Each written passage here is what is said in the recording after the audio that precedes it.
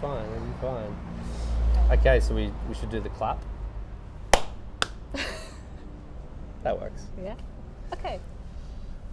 Welcome to another Boogie podcast episode. I have 2017 world champion. Yes, correct. 2017 world champion Joana Schenker here. We're in Iquique in a fun little cafe, which I now forget the name of. Mahalo? Is it called Mahalo? Yeah, I can see it from there. Oh, cool. Mahalo, good Mahalo, food. yeah. Good vegetarian food. Pretty good, huh? Mm. Lots of options. Lots of options. It's incredible how in Chile there's so many veggie and vegan options. Yeah, I was surprised by that. because you are a vegetarian or a vegan. Vegetarian. Yeah. I would say 95% vegan. Because So what does that mean? it means like I'm vegan at home. I'm mostly vegan, but if I'm traveling or if I go somewhere and I have to Yeah. open an exception, I yeah. will, Okay. and I will not feel bad about So it. you'll have a steak. No, no. I'll have a piece of cake. Oh, you'll have a piece of cake Yeah, because there's eggs in the cake. exactly. Aha. Or a slice of pizza with cheese on it. Do you eat? But you don't eat fish or anything. Mm-mm. No fish. No fish, no seafood, nothing Okay. that moves by itself. Oh, nothing that moves by itself. Is that the criteria? Kinda, yeah. Okay. But no animals. No animals. Yeah. There we go. There you go.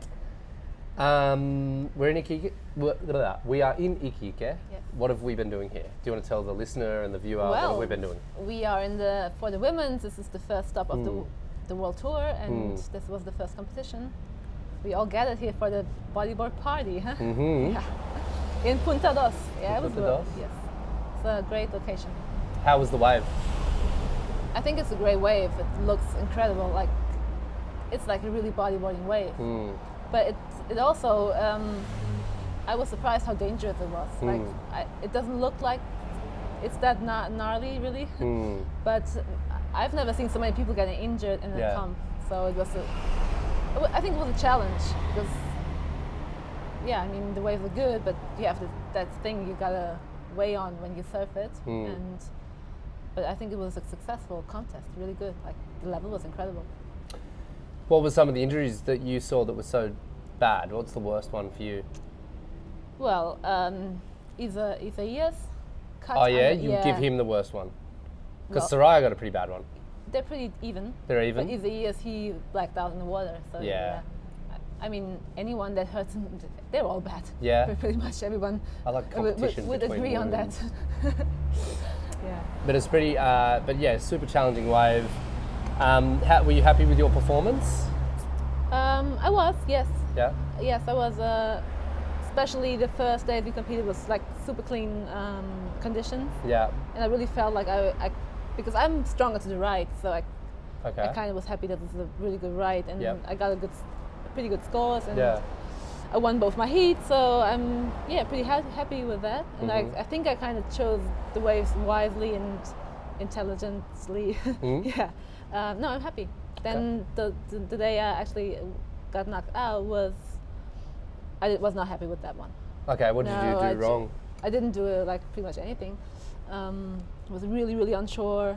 I couldn't really choose any because I told myself I want to surf this wave like smart. I'm not gonna just go for it and hurt myself. So then with those conditions, really unsure and really messy, I couldn't really see which waves were the better ones. I had the same problem. So that was like my main problem. I couldn't really choose those waves, and I was sitting outside a little tiny bit too much. Yeah. With all this bump from the wind, you couldn't get into the waves like on time. So that was my problem. Yeah.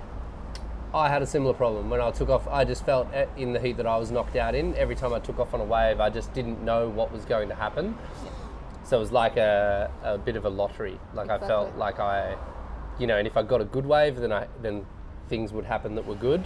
But I didn't get any of those ones. The other guys did. Yes. So that happens. I think it was a good comp too. No, it was a great comp, and I'm fifth to start the year. It's not like that bad. Better than a 25th, which is what I finished with. So you can't complain. So this is now 2 years since your world title. Yes. In Nazaré, you won that world title, yeah? 2017. 2017? Yes, another. But where did bodyboarding all start for you, for the people listening? What's your origin story? So, Go to the beginning, the very beginning. Very beginning. My parents are German, they came to live to Portugal before I was born, so 31 years ago. Before that, they settled in a very tiny little village in the middle of nowhere and started to build a house. Okay. Well, and where I come from, there's a whole the south of Portugal, the Algarve. Then you have Sagres, which is a little town, and we have incredible waves. Like it's a bodyboard heaven. Some loud motorcycles just passing us by here. And all the cool kids in school were bodyboarding. It's really like a thing everyone does there. And I got into it with my friends from school. And I tried it once and I stuck to it ever since. I mean, I was 13. 13? 13, yeah. Do you remember like what was it about it when you started that was so attractive? Other than the cool kids doing it, like, because you must have enjoyed it as well. Yeah, it was so much fun. I mean, it wasn't only, obviously, everyone likes to go to the beach and have fun on the beach, and it's a healthy thing to do for any young person. But it was the whole community, like the whole gang. I gained like this really tight group of friends, and I felt like I belonged to this group, which were the cool kids, and I got my two best girlfriends were also bodyboarding. I met them bodyboarding really, and we got super tight, doing everything together, getting a little bit competitive in between us, and which is good because I think it's just really healthy to have the support of your friends, but also like to push each other. Yeah. So it was really good for my progression and for their progression as well, and to be in that community that was really supportive. Like for girls, I never had this feeling like we were not accepted in that group, because that group had many different age groups within that bigger group, which is bodyboarding and Sagres. We were the youngest, but then you had like the older locals, and even those would always support us and embrace. Like we felt pretty safe there. Yeah. So it was really healthy for us, and everyone. It keeps you away from the more unhealthy stuff, probably. No? What's the unhealthy stuff in Sagres? I mean, you can have it everywhere. Yeah. People partying too much, smoking behind the school and stuff like that. So that wasn't you? No, because it was not cool. Cool was bodyboarding. Okay, cool. Yeah. There we go. There we go. So with your experience in the surf, what do you remember, like, ever performing a maneuver where you're like, wow, that was cool, like your first rolo or your first anything? Are there any memories from that time? Oh yeah, of course. I mean, I remember trying to do rollers for a long time and not getting any good one. Yeah. And then the first time I really actually did one, I had my friends screaming from the beach. That was great. That's cool. And I remember my girlfriend, like one of those girls I would surf with, Neuza Mshashu. Okay. We are still best friends today. Yeah. And this was 18 years ago. Cool. She would stand on the beach. In her home beach was that's also my favorite beach in the world, which is La Vial. Yeah. And it's a right. And she would stand on the rocks, and I was in the water. I didn't know what to do. Like she was like, make it close out, make it close out. Just trying to get the line to be inside of the wave. Yeah. And it was, we would do stuff like that. Cool. It was super cool, yeah. That's fun. When did the competition come naturally to you? Like with that? It seems like it was competitive in a social sense, but when it came to actually competing and developing, I'm talking about the journey from, competing for the first time and then, a world title. There's a lot that happens between there. So how did that journey progress? Yeah, it was 15 years took me to get a world title. Yeah. And I started competing 1 year after I started bodyboarding in the juniors.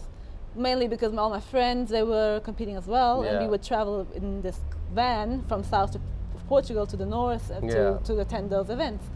And it was so much fun. Like it wasn't a comp, but it was really like a trip. Yeah. So I wanted to be part of that as well. And that's why I started. And then, of course, I mean, you want to do good, so you kind of try harder if you go, and I think it's the natural progression. If you like something, you try to progress, and then eventually, when I kind of looked at it, I was trying to do everything for bodyboarding. It was really natural, like it was like this journey where you start out to have fun, and you put more time into it, and then you get better, and then you want to put more time in it, and it's like the natural thing that happens, I think.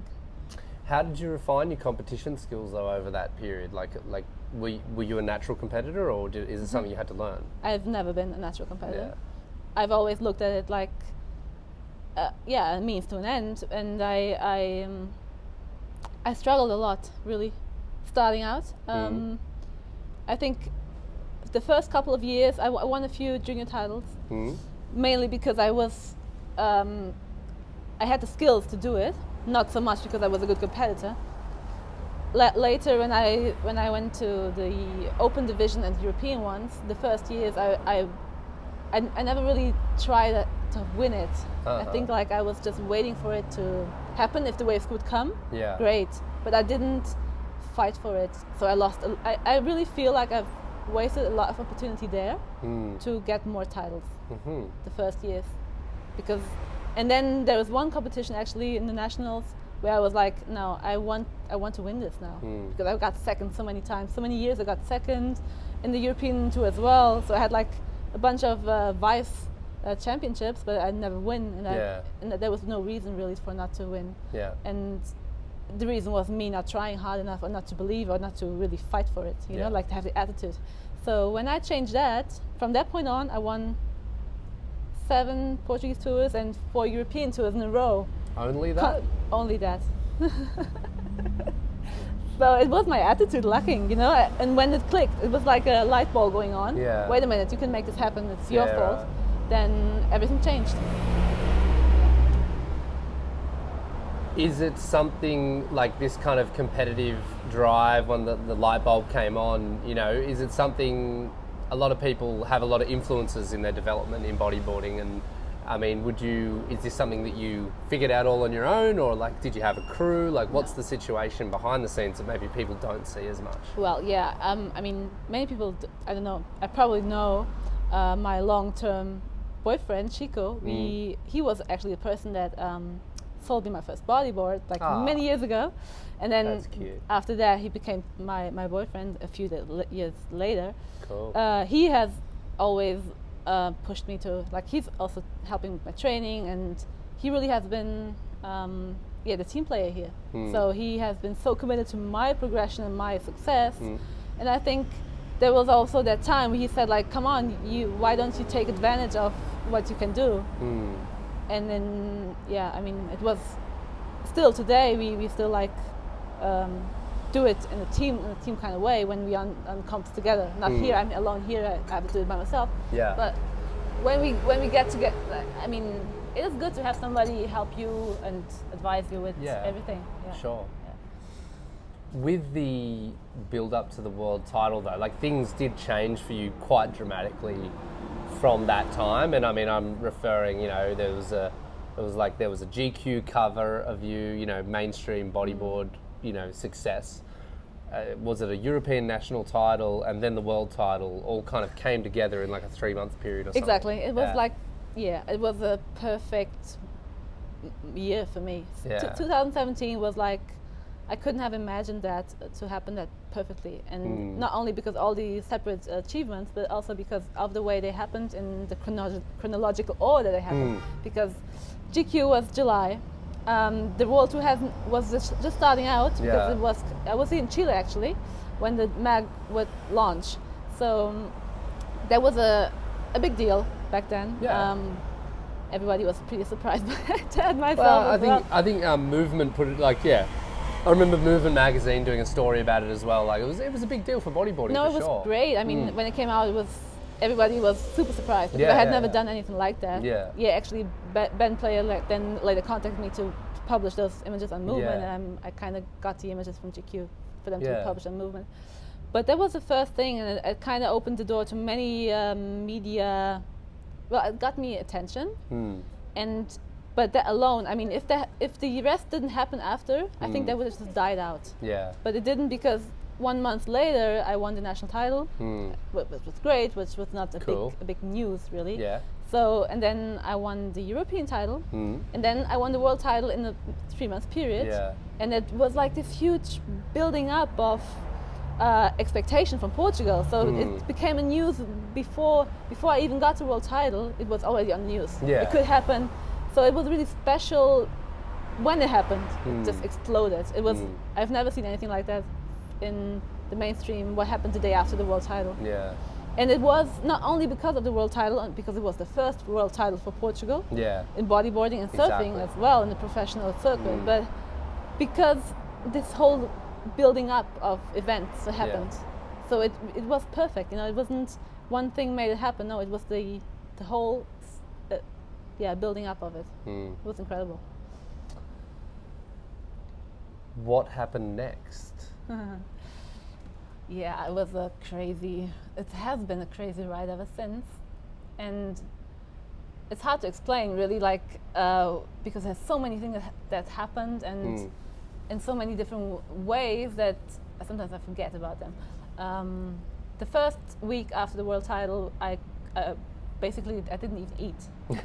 My ear was like sore from being on the phone. Oh wow! Yeah, and I had the day after the world title, I went to Lisbon. There was a bunch of TV interviews and stuff like that. Yeah. And I thought, okay, maybe 1 week and it will be over. But it kept going, and I kept waiting for it to die out, and it hasn't died out until now. Yeah. Because has it even died out? No.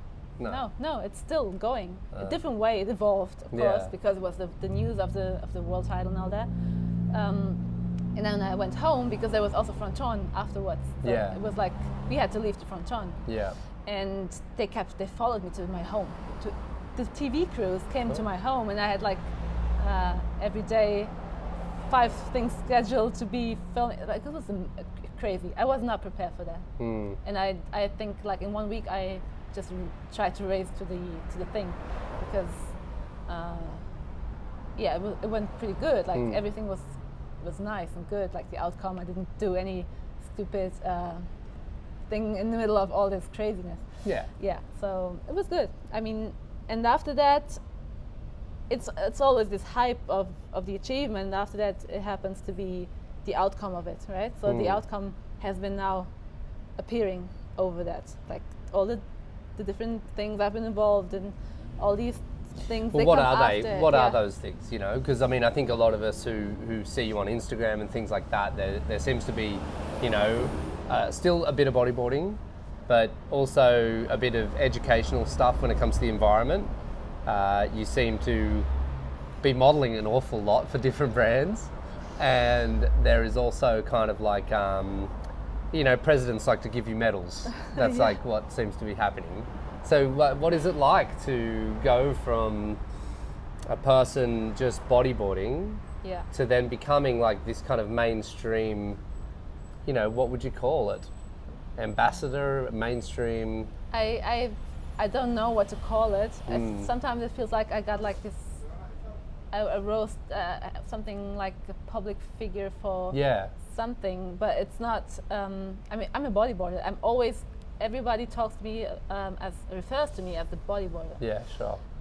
But just if you for me, I went to this whole different thing. I got out of bodyboarding into all these different things.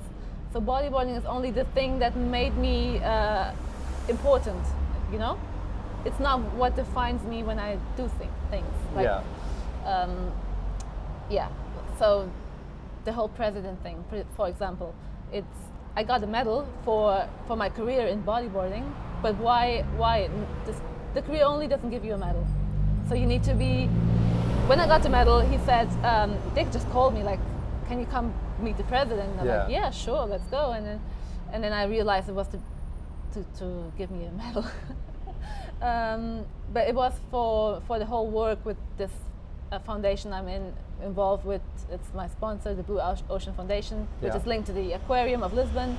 They are really committed to many issues for the ocean, especially education and also other stuff, but my part in that is educational stuff. So they had me go to the schools in Portugal, talk about bodyboarding, about my life in bodyboarding, but to sneak in, the original message is to spread awareness about ocean problems, pollution, all these things. And all this kind of helped me with the president's medal, medal, because you need to be more than just an athlete. And I think they saw that. They said, we award you for standing for excellence within our youth. So I don't think only the world title was important here. Sure.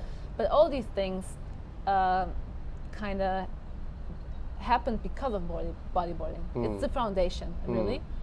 But I try to be, I mean, there's more to me than bodyboarding. So, yeah, I mean, that's why I've been in so many different ways, you know, because I've been a vegetarian for such a long time. I've always, all my values since I grew up has been about nature and about environmental stuff, and I've really cared for that. Yeah.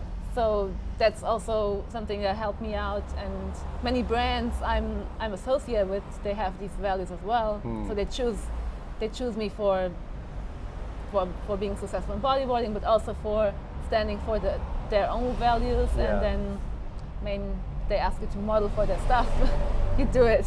But how about that on that question, you know, because it comes, like, not every bodyboarder who... Do you want to have some coffee, by the way? Your coffee's sitting there. I got to drink Really mine. Cold. Yeah, so you enjoy a few sips of that. Not every bodyboarder who wins titles in either male or female is suddenly on the cover of magazines all the time. Like, were you doing any modelling before this happened, or was this all happened after the world title and you just kind of, it evolved afterwards? I did a few things before the world title. Mainly, no, there was like a few brands that asked me, but in a very amateur way, probably. I would always enjoy take pictures with good photographers. Yeah. I've done that before, but nothing like this. Like nothing like what's happening now. Yeah, it's true. It's a strange thing because you want to be the athlete and you want to be valued for that. But why shouldn't you also use like other things of you if you can, you know? So that's actually a thing that goes to my mind a lot. And people ask, because people make fun of me now, like, oh, you're a model now. And that's true, but not really true, because I still bodyboard all the time, or at least I'm still the bodyboarder I was before. I just happen to do more than that. Yeah. Has everyone been happy about it? Have you had criticisms? Like you say, people make fun of you about sometimes. it, but is it the type of fun that is like ha fun, or is it more like, does it actually hurt sometimes to hear this kind of stuff? No, not really. I mean, I'm old enough to know that's not a real criticism. I've got the two. I've got a lot of compliments on it. I've also got a lot of criticism on it. I think that's always something that happens to you when you put yourself out there. It has been mainly positive though. Yeah. Like people are happy to see bodyboarding represented that way. For me as a woman to do that is, I don't want to be taken away from the sport part or from the achievement part. I don't want to, but I've been really careful with what I do to kind of maintain my personality, because I model or I appear on covers of magazines or stuff like that, but not to take it away from what I've done. It's just if the mainstream want to do, if you want to be in the mainstream, you have to play their rules, and that's they don't want to publish only a bodybuilding picture. That's how the people wouldn't understand.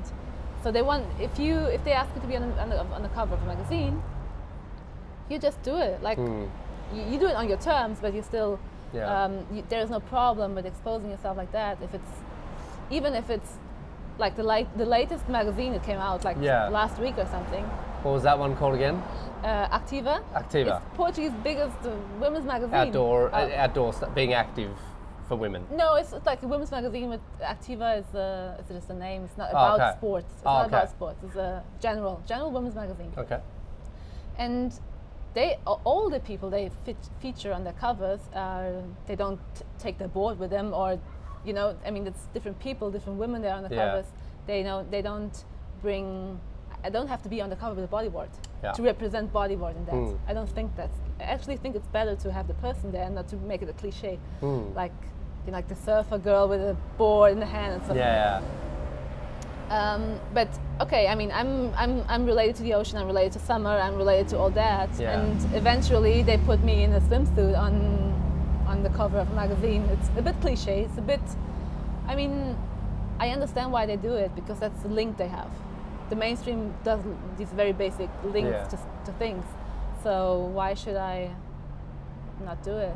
I mean, I represent a woman in sports, and I still can wear a swimsuit. I don't know. You know? It's all right. It's Depending all on the right. weather, if it's warm, I guess. I know. Lucky it was warm. Sometimes it's really cold when you have to shoot like that. It's really, really tough. No. So with this work that you've done, you know, your career has evolved after this big moment of the world title, but what you're kind of saying is that the success moving forward hasn't been always about bodyboarding, but bodyboarding's always been the foundation for it. What kind of advice do you have for aspiring athletes, maybe in bodyboarding, who want to see, because a lot of people want this mainstream success. Yeah. Like, this is what everybody talks about on the Yeah. tour. Like, hey, we want more money for this, we want more money for that. Like, what's your opinion on that expectation, and what needs to be done now with your experiences? Yeah. What can we do? Well, I achieve mean, it was, the world title was a very, very important thing there. Yeah. Because it opened really all the doors. I had a lot of titles before, European ones, and none of them really did this happen. Like, did this crazy thing, you know? So it was really important to have like a good result, a competitive result for it. From there, from that point on, it's all about how you treat it. I've been really, really I have been dedicated to this a lot. It takes a lot of time, and it takes a lot of you navigating what you should do, what you shouldn't do. Yeah. You need to kind of hear your gut feeling also about things like, do I want to be in that magazine, or do I want to do that shoot, or do I want to be in partnership with that brand or not? So you have to make smart choices because you want to build your identity in the mainstream. You need the mainstream still to finance all that, and you need them also. If you partner with a good brand, it will help you out, even your image wise, right? Yeah. So you want to do that in a smart way, and I didn't know really how to do it. I was pretty lucky, and I was smart about it in the beginning. Yeah. Because I always kept myself in it. Like, my values were always there, and all the brands I partnered up with. So it is like this clear voice of what you want to communicate. Yeah. And people start to see you as that. So I kind of started to build my image as a woman in sports that cares for the environment and all that. But then that's all very, very valid. It's very important. But then the human part of it, you should never forget with whoever you work with, or with any brand you talk to, or try to get something from them, or whatever, and anything that happens is humans. So they need to like you. You need to be professional. You need to be available. You need to really bring your best to every shoot, to every interview. It's in a commitment, you know, because these people are working, you are working, and this is they don't want anyone who's not showing up on time, who doesn't pick up the phone, who doesn't think about the importance of that thing you're doing in that moment. It's really, really important. I think my big part of my success comes from that as well. Yeah. Because I always try to be the best I can in that moment, and to respect the work of everyone that's there, and to respect this whole opportunity. It's always an opportunity, no matter who you work with. And I think that kind of the word spreads, you know, that you're nice to work with, and you know what you're doing, and all that. Well, and that's kind of how it goes, and then it evolves from that. When many things that happened to me started with something really small, that I just picked up the phone and said, okay, let's do that. And then 2 or 3 months later, something big came up because I did this small thing. So you don't neglect when people try to help you out, or you know, I think it's a human interaction always. You should not forget it. Behind every single brand, there is a human behind that. So you need to connect to those. With everyone I work with, all my sponsors, old and new ones, the ones I had before the world title and the ones came after, I try to have a really positive connection with them, and almost build a friendship somehow, even if it's a professional friendship, but it's people to start to care for you and to care for your results. And when something doesn't go too well, it's not the end of the world, you know. It's not, I mean, it's very, very important to have good results still for me. Even for me, it's important to be in the first spots of the world tour because that's what they expect from me. Yeah. But it's not, you don't have to win all the time to still be valuable, because that's what life is. I mean, they embrace that too. And that's good because it takes a bit of the pressure off you. I was about to say, because, you know, like you're not that competitive. You've said this Yes. before in other conversations, that you're actually not a super competitive person. So getting another world title, is it even a goal of yours? Well, I'm not that competitive. I've never been that. No. It's not something that I mean, getting a world title was a dream come true. It's a very special thing. It was great for Portugal and for everybody, really, but it's not my main motivation. I'm not competitive, but I'm still how do you say? I still have goals, and so I'm not done in bodyboarding. I'm not saying that, but I don't know if I have the focus right now to go for another one. I would need to switch because I never really got the chance to think about another world title because everything that happened with the first one hasn't ended yet. So to really take full advantage of what happened with the first one, I never really got to think even about the second one because I'm still dealing with the repercussions of the first one. The repercussions. You know? Yeah. It's a strong word, but I guess well, the good, positive outcomes. Positive outcomes of it. It's still going. Yeah, so I haven't really sit and even do goals in competition for the future. Yeah. I serve a lot less now, like so much time into everything else that I spend like half of the time in the water that I used to spend, and that obviously takes away from your progress, probably. Yeah, sure. But I'm not actually feeling that much of a difference in the water. Like I feel a little bit that I maybe lost some things, I wouldn't say skills, but I don't feel as fit or as prepared. Okay, you don't? I feel less prepared because I mean, I used to surf a lot. Yeah. And now I surf a lot less. That makes a difference. But I've never been that person that has to surf a certain amount of hours to feel like my work is done. Yeah, you know, sure. it's all about how do you use it, the time you have. Yeah. And I've been now more like I can use my time more wisely. I think when I surf, it's to surf, not to, you know, half the time be talking to someone in the water on the lineup. I would just make more of my time because I don't have that much. Yeah. So it's good actually. Yeah. With this time that's been taken away from you for all these things, like not all of it is this modelling. Some of it's also this kind of this actual work you've been doing with your environmental interests. So it would be really cool to talk about that for a while and just maybe just like what is it exactly that you're doing for the aquarium? Okay. Well, the aquarium, they approached me after the world title and said, we want to sponsor you. We really want to sponsor you as an athlete, but you have to do this all like a big list of things for us. Yeah. And one of those things was to go to schools and to present my story in bodyboarding and to kind of try to get into the head of the kids. For me, being an athlete, it's easier for them. They look up to athletes and all the sports and all that. So to give them the message about why they should care for the ocean, kind of sparkle a little bit the passion in them or something. Yeah.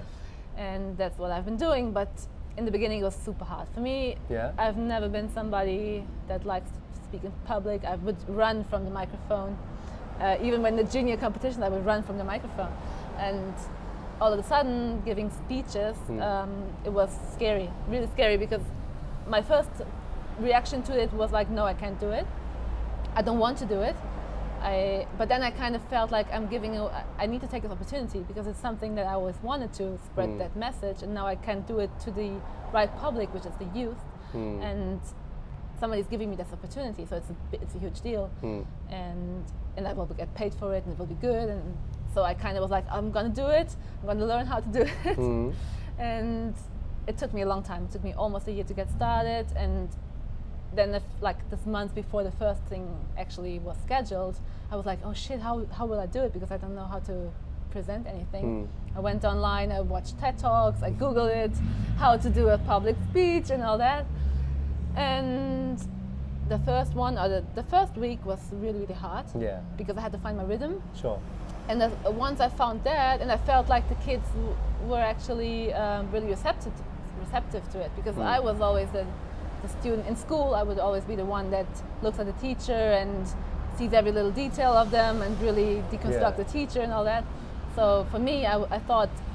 So wait, you were analysing the teacher more than the actual content?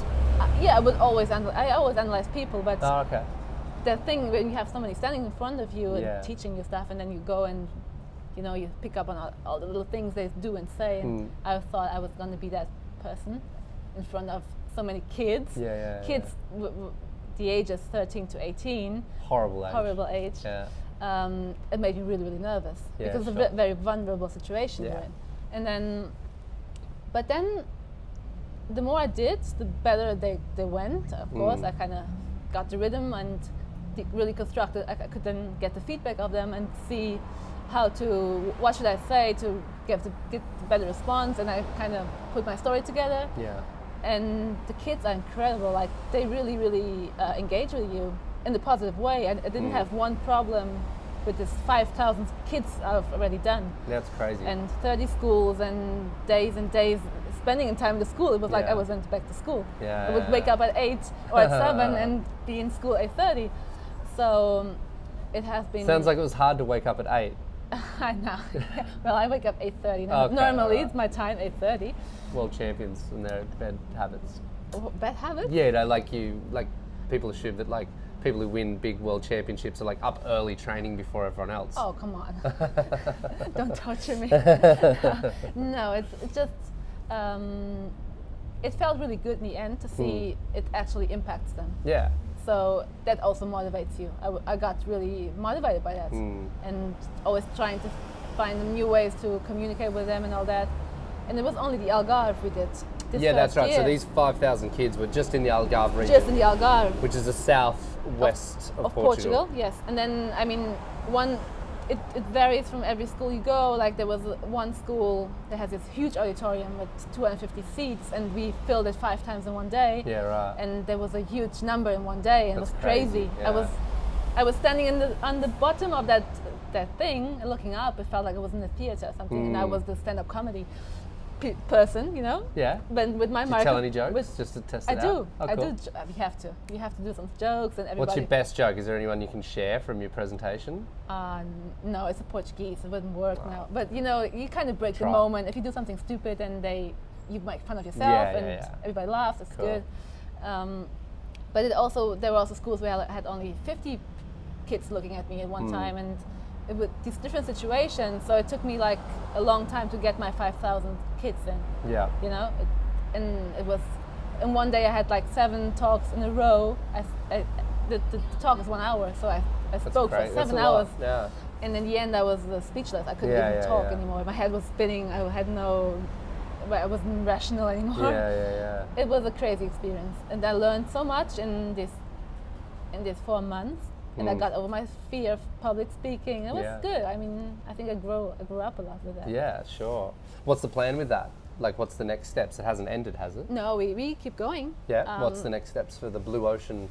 We will be touring the rest of Portugal. Yep. Like, going up gradually. Okay. I mean, there is a lot of schools. Yeah. I can't go everywhere, but the goal is to keep going and kind of influence the most kids we can. And well, the next month, like, now I'm off, because my deal with them is when in competition seasons I don't have to do it. Yep. I only do it off season. Yeah. So I will get back to it in November, and from November until the next comps in 2020. So, Yeah, sure.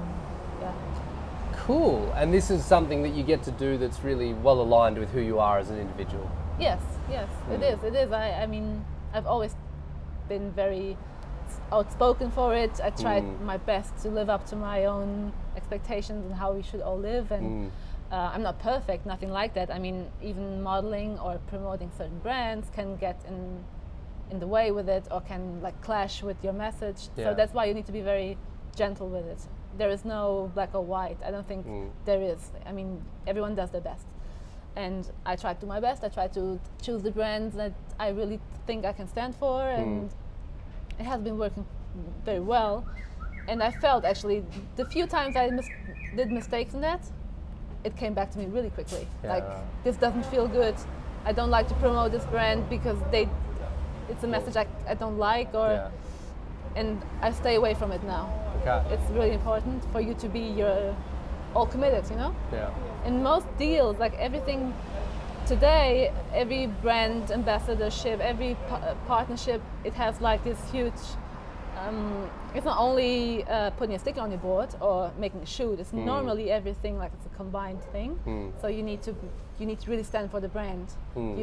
They want you to post stuff on social media, so if it doesn't feel good, you post something it doesn't like on your own feed, it's really, really, it's like a contradiction, and it doesn't feel good. Yeah. Interesting. I want to pick up something before we kind of wrap it up. We're getting to like the sweet spot of the podcast length, which is cool. At the end of last year, and this is about the competition and where do you feel it all is going for you, is the more specific question, like when it comes to the world tour and you know how it's all shaping up. Ayaka won her world title. Yes. And then she went on the live stream and said, you know what, I'm probably not going to do this next year unless this gets better for women. Wow. Yeah, I heard that. Yeah. I did. Now, this isn't a secret that there is a lot of, that the women's sport has not developed at the same rate that the men's has or whatever. But where do you see this kind of, this question of equality in the sport? Like, how does that look to you as a professional rider and, you know, as someone who is now one of the strongest ambassadors for the sport, I would say globally, Wow. of all genders? Wow. Yeah, no, I think you are. Like, I think if you did a basic analysis of it, like you're reaching way more people than everyone else, male and female. Okay, yeah. I mean, specifically outside of bodyboarding, I see bodyboarding in places where I've never been before. Yeah. And I think that is, I mean, what you're saying about equality, it should be there. Yeah. It's very, very important. I think there is no reason for it not to be. I understand we are in a situation, maybe it's not possible to go like full on equality next year, you know, unless we get something really big happening. I understand that. But I feel we need to push it in that direction. And it not only for the money or for what all the athletes can gain from it, like financially wise, it's also the motivation. Because if you feel like your sport is evolving to a place where it feels good and you see it's going somewhere, you are motivated to invest in it. And that's what's lacking on the world tour for the women's. I'm talking about the women's.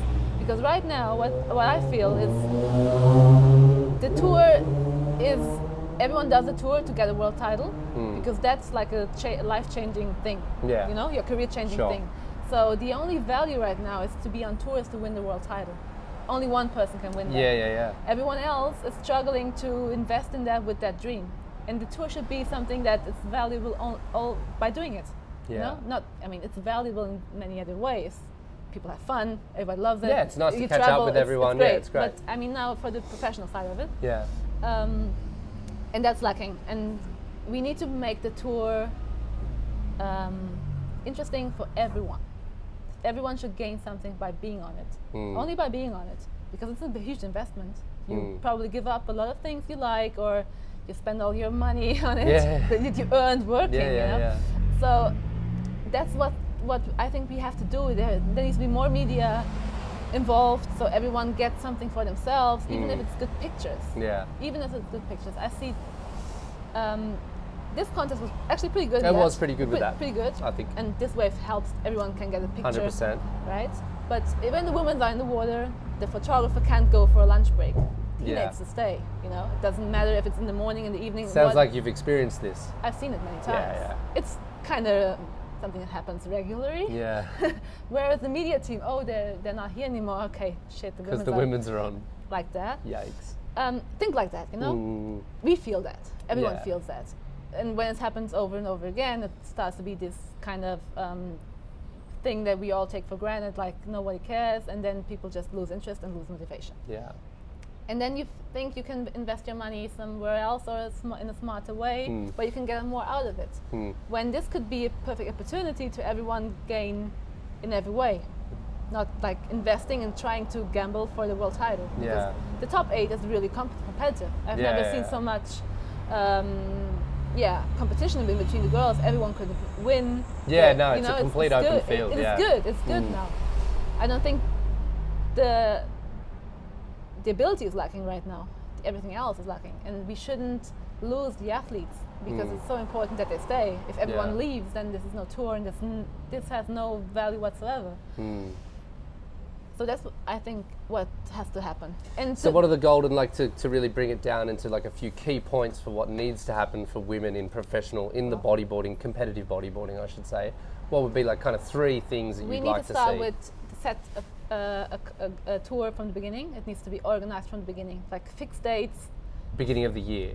Yes. Yeah, okay. So people can attend, even those who don't live off bodyboarding and have to take off from work to come. Yeah. And that would increase our entry levels by a lot. Yeah. I know there's so many women that would love to come, but they can't because the tour is unstable. They never know if they're going to be 4 events or 5 events, and then it doesn't work. Yeah. So that's the big one. The media is very big. If you leave a competition with a bunch of good pictures or a mini clip or whatever you can use for yourself, then you already gain something. Yeah. So it's very important that everyone in the end of each day has a Dropbox that they can tap into and just have something to post and to share and to show everyone you're there and you're working and all that. The prize money, it's very important. Although I don't think, it is important. It is not, for me, the biggest thing. But that might be just my opinion because I'm okay, you know. Yeah. Maybe for other girls. You get your income from other places. Exactly. So I don't rely on that. Yeah. But if it was more even, I think it would just motivate every girl to come and see my sport is growing. Like this is something that's good, you know. Yeah. And even help the younger generation to believe in this. Yeah.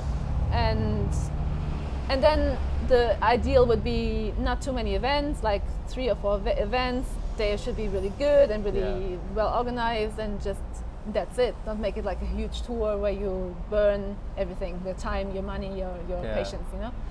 So that's mainly what I see. Doesn't sound unachievable.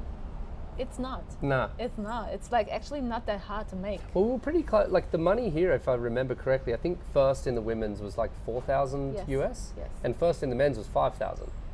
You see, it's not that. It's pretty close. Pretty I close. noticed this the other day, and I was like, oh wow, we could have just found, like, we could have just shifted $1,000 there. We would have had equal prize money at the top in number 1 at least. It would look so good. You know? It would, yeah, I agree. I mean, the whole world is going that direction. Exactly, the whole world. I mean, the sport. Most other sports are, for sure. It is, and it just bodyboarding doesn't want to be always last to wake up to everything. Usually we've been first with a lot of things, so like I think it's a huge opportunity. Like, and the way you describe it as someone representative of the women and a leader amongst that kind of group. It's not a lot that you're asking for. No, and I think it's actually easy to achieve, and I think the women, that's something the women are doing wrong, is they need to show the world that they want it, in terms of they need to kind of take more lead in it. I think every girl on tour and every professional, especially the professional ones, they kind of need to step it up. I feel like they can do more to push to themselves. What? Like doing things, like creating content to, you know, like this.